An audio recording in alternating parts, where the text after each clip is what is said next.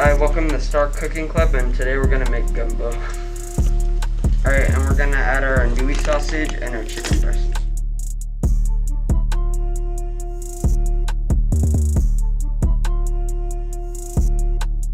First we're gonna add a half a cup of oatmeal,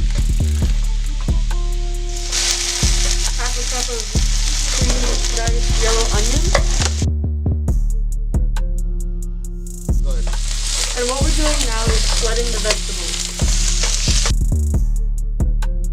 We're going to split the vegetables for 3 to 5 minutes until they're cooked. Now that we have sauteed our meat, we're gonna put it back in the container. Now we're gonna add 1 cup of oil.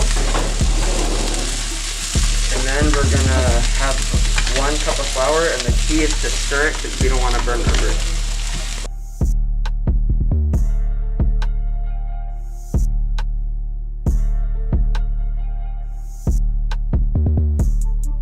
Now we're gonna add our vegetables to the roux.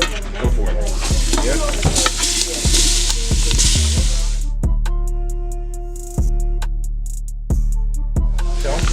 Now we're gonna add our chicken and our andouille sausage.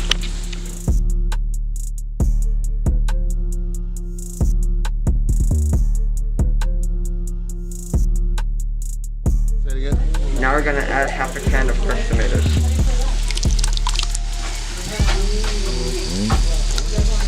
And now we're gonna add an entire quart of chicken broth.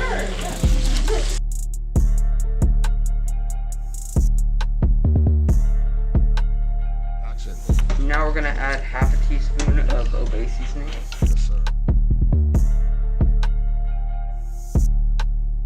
Next we're gonna add about a teaspoon of onion powder. Next we're gonna add half a teaspoon of oregano leaves. Now we're gonna do a teaspoon of garlic.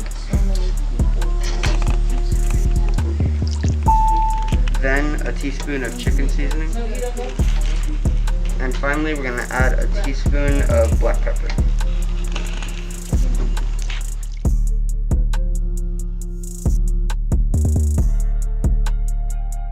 Today at Star Program, we have our gumbo and our raspberry summertime tea, and we're gonna taste test it. Thank you.